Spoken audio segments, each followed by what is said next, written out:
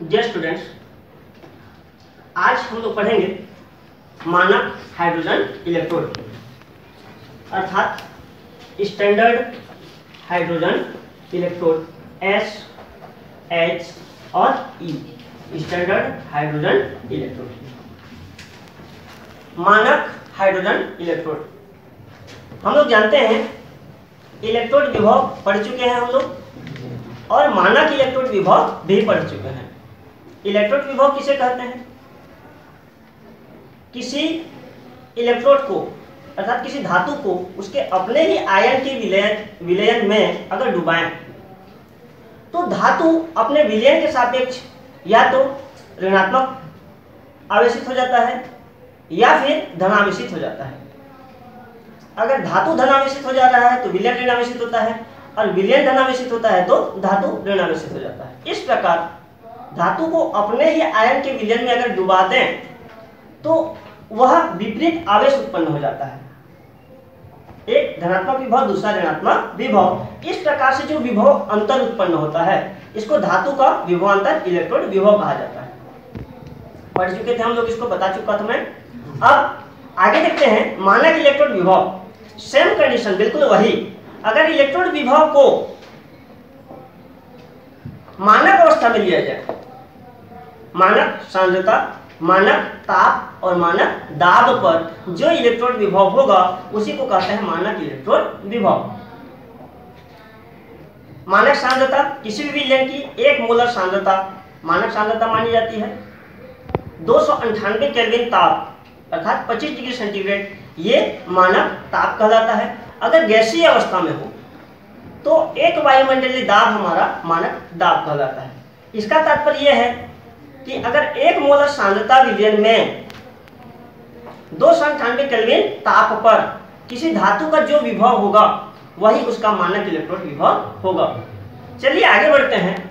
मानक hydrogen electrode, standard hydrogen electrode या SHE। अभी हम लोग पढ़ चुके हैं इलेक्ट्रोड विभव, किसी भी धातु का इलेक्ट्रोड विभव जिसको अपचयन विभव भी कहा जाता है। तो इसका मापन करने के लिए हम लोग SHE का उपयोग करते हैं, स्टैंडर्ड हाइड्रोजन इलेक्ट्रोड का। चलिए देखते हैं स्टैंडर्ड हाइड्रोजन इलेक्ट्रोड कैसे होता है, किस प्रकार से उसका निर्माण किया जाता है। बहुत ही सिंपल स्टेप्स है। एक आयताकार प्लेटिनम का प्लेट लेते हैं, आयताकार प्लेटिनम का प्लेट। उसमें इस आयताकार प्लेटिनम प्लेट में प्लेटिनम ब्लैक की कोटिंग कर देते हैं। इस प्रकार से उसमें प्लेटिनम ब्लैक की कोटिंग कर देते हैं।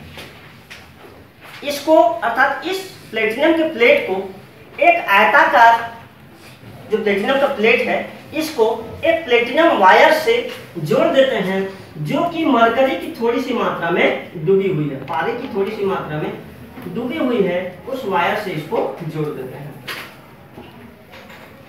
इस प्लेटिनम को वायर को अब तांबे की तार की सहायता से, वायर की सहायता से बाह्य परिपथ से इसका संपर्क कर देते हैं। ये तांबे का तार है, ये प्लेटिनम का तार है, और तांबे की तार की सहायता से इसको बाह्य परिपथ से इसका संपर्क कर देते हैं। ये जो कांच की नली है इसमें पारे की मात्रा इसमें नहीं है। अब इसको ये प्लेटिनम वायर और जितना उपकरण यहाँ पर दिया गया है इसको एक नली में रख देते हैं। इस प्रकार से एक नली में इसको डाल देते हैं। ये एक नली है, इस प्रकार से एक नली में इसको रख देते हैं।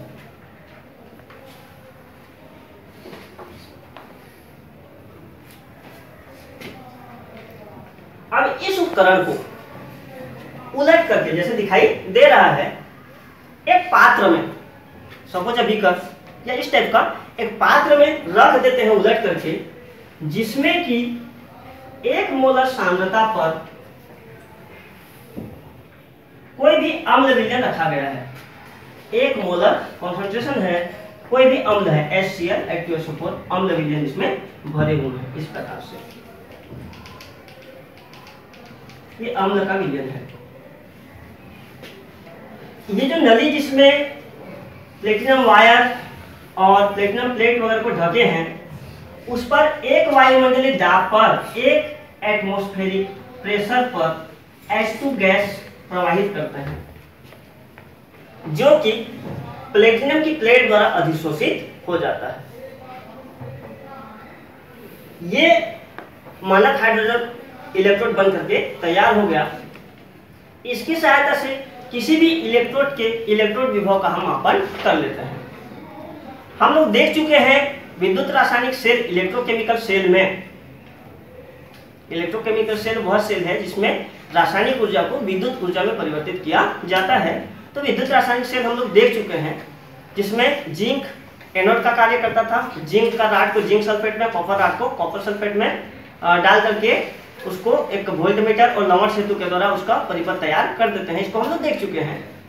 तो जिंक का इलेक्ट्रोड विभव, जिसमें जिंक धातु जो है एनोड का कार्य करता है, कॉपर जो है कैथोड का कार्य करता है। अगर किसी एक का पर्सनली स्वतंत्र रूप से जिंक का इलेक्ट्रोड विभव का मापन करना है तो जिंक इलेक्ट्रोड को SHE पर जोड़ देते हैं, यहां पर उसका संपर्क कर देते हैं। तो यहां पर जिंक इलेक्ट्रोड जो है एनोड का कार्य करता है, उसमें भी इसी प्रकार था, लेकिन यहां पर कैथोड हाइड्रोजन इलेक्ट्रोड हो जाता है SHE।